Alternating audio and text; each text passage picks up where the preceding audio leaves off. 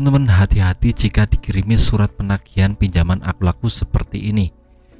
Assalamualaikum warahmatullahi wabarakatuh. Bagaimana kabar teman-teman? Semoga tetap sehat selalu, tetap dilancarkan rezekinya, dan bisa terhindar dari dosa riba, dan bisa melunasi semua hutang-hutang pinjol teman-teman. Amin amin ya rabbal alamin. Kali ini saya akan khusus apa yang harus dilakukan jika kita dapat surat penagihan pinjaman online dari Akulaku seperti ini. Teman-teman harus tahu jika ini adalah salah satu cara dari Akulaku untuk menagih teman-teman, dan surat ini biasanya disampaikan oleh developer pada saat datang ke rumah.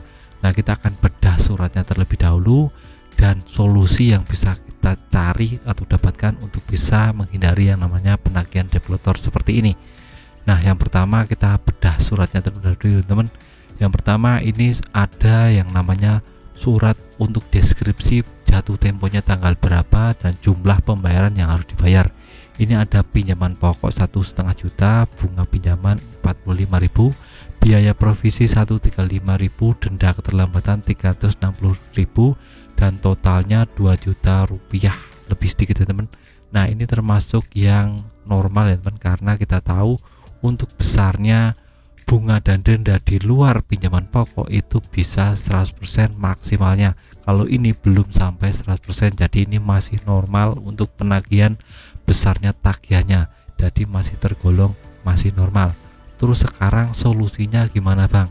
Apa yang harus kita lakukan terlebih dahulu? Nah, kita kalau dapat surat seperti ini, yang pertama jangan panik, jangan khawatir, jangan takut teman-teman, tetap tenang saja. Itu cuma surat penagihan untuk menyatakan kalau kita ada tagihan dan harus dibayarkan. Jadi cuma itu saja, tidak yang lainnya.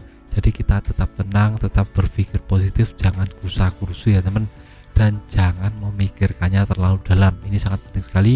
Kalau teman-teman dapat surat seperti ini terus memikirkannya terlalu dalam, teman-teman bisa stres sendiri, bisa pusing sendiri, dan jangan cari cara apapun atau menghalalkan segala cara untuk membayar tagihan ini jika memang teman-teman sudah mentok nggak punya uang.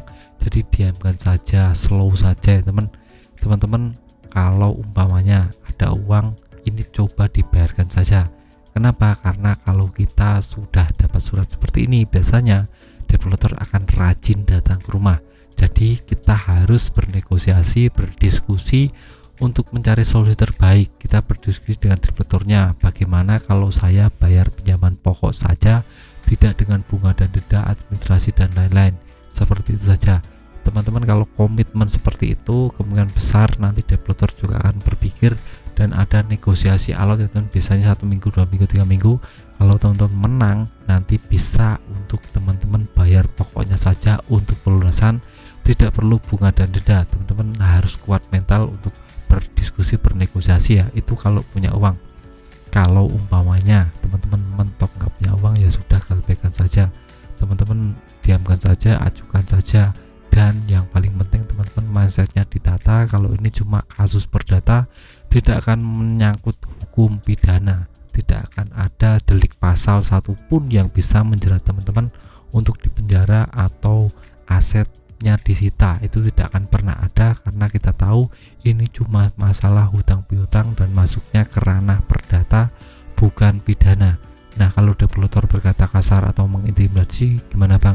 Nah, kita bisa lakukan solusi-solusi untuk itu. Saya buatkan banyak video untuk mengatasi itu, teman-teman bisa tonton saja video saya yang lain. Yang intinya adalah kalau kita harus tetap ramah pada developer dan tidak boleh berkata kasar. Kalau developer berkata kasar, itu kita bisa lapor ke Pak RT atau pihak berwenang yang langsung bisa mengatasi permasalahan ini. Lewat security juga bisa, atau banyak sekali opsi yang bisa teman-teman dapatkan untuk bisa mengatasi ini. Dan teman-teman harus adukan kalau ada developer yang nakal seperti ini, adukan ke OJK, adukan ke polisi yang setempat bisa. Saya sudah cantumkan di deskripsi, ada WA dari OJK dan email dari OJK untuk pengaduan masalah penagihan pinjaman online dari developer yang barbar, yang menagihnya secara kasar. Jadi teman-teman nggak perlu takut, nggak perlu ragu, nggak perlu frustasi, nggak perlu kecewa, nggak perlu yang namanya memikirkan ini terlalu dalam.